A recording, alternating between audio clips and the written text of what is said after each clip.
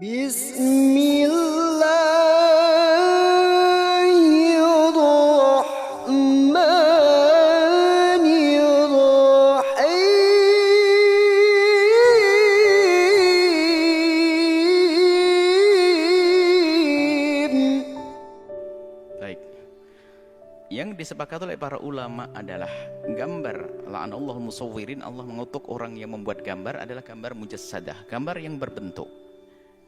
Kecuali boneka kecuali untuk boneka anak kecil. Gambar yang berbentuk mujassadah itulah yang dikatakan haram, tapi dari yang bernyawa. Kalau yang tidak bernyawa enggak. Sesuatu yang utuh dari yang bernyawa dalam bentuk utuh itu disebut patung itu. Apakah kucing, binatang, pokoknya bernyawa. Yang berbentuk itu yang disepakati keharamannya. Adapun gambar yang tidak berbentuk khilaf di antara para ulama. Nah, kemudian wayang itu adalah budaya seni. Sebelum adanya Islam sudah ada wayang. Lalu para ulama dari Wali Songo ini ingin bagaimana membawa wayang ini kepada sebagai sarana untuk berdakwah. Tujuannya adalah berdakwah. Seandainya tanpa wayang bisa, ya nggak ada masalah.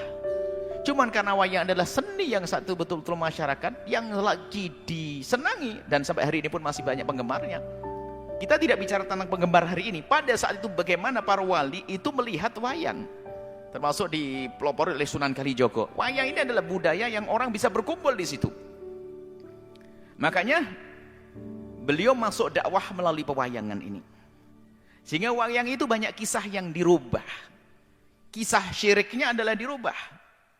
Termasuk di dalamnya adalah dimasukkan kisah Bagong, Semar, Norogareng, Petro. Itu adalah sebetulnya untuk menghilangkan kesyirikan. Karena di situ kan dalam pewayangan itu kan diambil dari kisah Hindu-Buddha itu tentang Bharatayuddha, tentang Ramayana dan sebagainya itu. Kemudian bagaimana? Kan di situ selalu ada dewa-dewa. Dewa itu kan Tuhan selain Allah. Cuman di situ telah dikemas oleh para ulama-ulama itu adalah zaman itu adalah bagaimana agar kesyirikan di dalam dunia pewayangan sudah tidak ada. Ini dari masalah keyakinan. Sehingga di situ ada tokoh-tokoh namanya tokoh Punakawan. Ini adalah tokoh tambahan yang tidak pernah ada sebelumnya. Tadi tokoh Punakawan ini adalah bangsa manusia tapi punya kebijakan. Jadi dewa kalau ribut tanya kepada manusia. Ini kan aneh kan? Tuhannya nanti tanya. Ini sebenarnya untuk menghilangkan kesyirikan itu. Nah, jadi itu Semar itu orang yang bijak, tapi lihat nanti ada para dewa itu kalau ribut turun ke sini. Ini adalah dari segi keyakinan. Mereka luar biasa para ulama, cerdas mereka di dalam mengislamkan budaya. Kemudian masalah urusan bentuk wayang, mereka juga ngerti, diskusikan para ulama, patung adalah haram. Makanya mereka penyet, jadi menjadi tipis, bukan bentuk berjasad.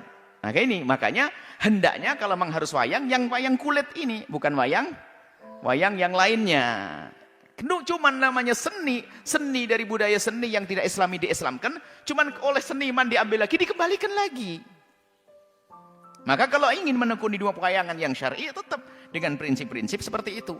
Ceritanya harus ada disisipkan pesan-pesan kemuliaan tentang Tuhan, tentang Allah. Dewa-dewi itu adalah hanya sekedar kisah yang meramaikan dalam kisah tersebut, tapi di situ harus bukan dianggap sebagai Tuhan. Dan itu dilakukan para orang-orang yang ngerti agama. Dimulai daripada Wali Songo yaitu Sunan Kalijogo. Jadi gambar yang sifatnya tipis itu kan kulit namanya tipis, itu bukan digolongkan sebagai mujasad. Itu ada makna, ada maksud di balik itu semuanya. Kenapa tipis? Makanya hendaknya ya ini, harusnya ini yang hendaknya kalau ingin menggunakan seni wayang. Kalau sudah berbentuk itu kembali kepada permasalahan tadi. Karena yang tidak diperkenankan adalah gambar yang berbentuk berjasad. Jadi kami himbau kepada para seniman wayang, hendaknya kembali kepada apa yang telah ditata oleh ulama-ulama terdahulu kita Wali Songo. Kisah-kisahnya harus kisah membangun, bukan memprovokasi, bukan mengajari jelek, tapi membangun keimanan di dalamnya. Kemudian masalah wayangnya pun hendaknya tetap diperhatikan, jangan sampai keluar daripada jalur syar'i yang sudah dibahas oleh ulama dulu. Biarpun kita tidak pernah ngerti sebabnya, kenapa harus pakai kulit dan sebagainya. Karena itu adalah untuk tidak menjadikan bentuk jasad, mujassadah. Kemudian juga di dalam gambarnya itu sendiri sudah dirusak. Padahal namanya Arjuna katanya orang paling ganteng. Coba lihat ganteng dari mana kalau gambarnya kayak begitu. Jendol belakangnya begitu katanya paling ganteng Arjuna. Itu gambarnya sudah dirusak semuanya. Akhirnya tidak mau. Lihat hidungnya mau, Petro hidungnya panjang ke depannya.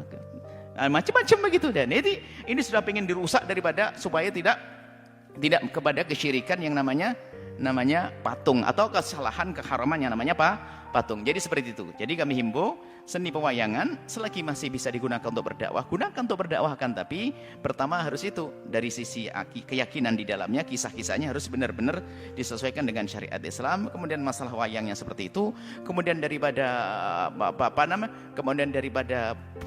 pelengkap-pelengkapnya, karawitan adalah seni musik adalah. Kemudian yang lain misalnya sinden dan sebagainya hendaknya diperhatikan supaya jangan sampai di situ ada orang buka aurat dan sebagainya. Kalau memang budaya ini masih sangat digemari di sebagian masyarakat untuk kita bawa kepada Islam, ini pada prinsip dakwah sebetulnya. Cuman nanti setelah umat ini adalah sudah keluar daripada ini, nggak perlu lagi kembali. Misalnya caranya yang lain, ceramah begini langsung tutup poin dapat ilmu, kan begitu. Itu kan untuk orang awam, menarik orang awam, dimasukkan. Orang awam itu bukan saja orang yang nggak ngerti ilmu, mungkin profesor doktor nggak pernah belajar agama, tapi karena dia hobi wayang, dengar dari pewayangan jadi belajar. Profesor doktor ilmu ekonomi kan awam juga dalam agama, dengar wayang, tak tahu wayangnya ada pesan-pesan, maka di situ adalah bisa dibenarkan yang demikian itu, yang ini ya. Maka ayo kita sebaiknya terjalin komunikasi antara dalang-dalang itu dengan ustadz supaya saling sinergi. Dalangnya karena mungkin belajarnya kurang banyak, ya mungkin setiap cerita yang mau disodorkan ada terseh kepada kiai, ini boleh enggak begini, bahkan mungkin kiainya suruh lihat seperti apa nanti agar yang kurang ini, tapi siap dibenahi, maka insya Allah dia dalang Sunan Kalijogo lagi, seperti itu. Jadi itu masalah pewayangan. Wayang adalah budaya dan seni seperti yang lainnya, sarana untuk menghibur orang. Kalau memang itu adalah menjadi kebiasaan orang fasik maka haram, tapi kalau kebiasaan orang umum fasik dan tidak fasik menggunakan menjadi bebas. Hanya yang perlu diperhatikan adalah isinya, siapa yang melaksanakan, di mana tempatnya, itu kan harus kita perhatikan. Apa yang diisinya, apa yang diucapkan, di mana melaksanakannya, kapan waktunya, ya kan? Ini adalah yang harus diperhatikan. Keharaman itu karena apa? Mungkin waktunya bertentangan. Waktunya adalah waktu yang menjadikan orang tidak menjalankan kewajiban, atau tempatnya adalah tempat yang tempat maksiat, nggak boleh. Orang-orangnya pada tidak menutup aurat, nggak boleh seperti itu. Termasuk keramaian orang berdempet-dempet dan tidak diatur adalah menjadi haram. Itu semuanya haramnya karena kerjaannya tersebut dicampur dengan sesuatu yang haram itu saja. Wallahu a'lam.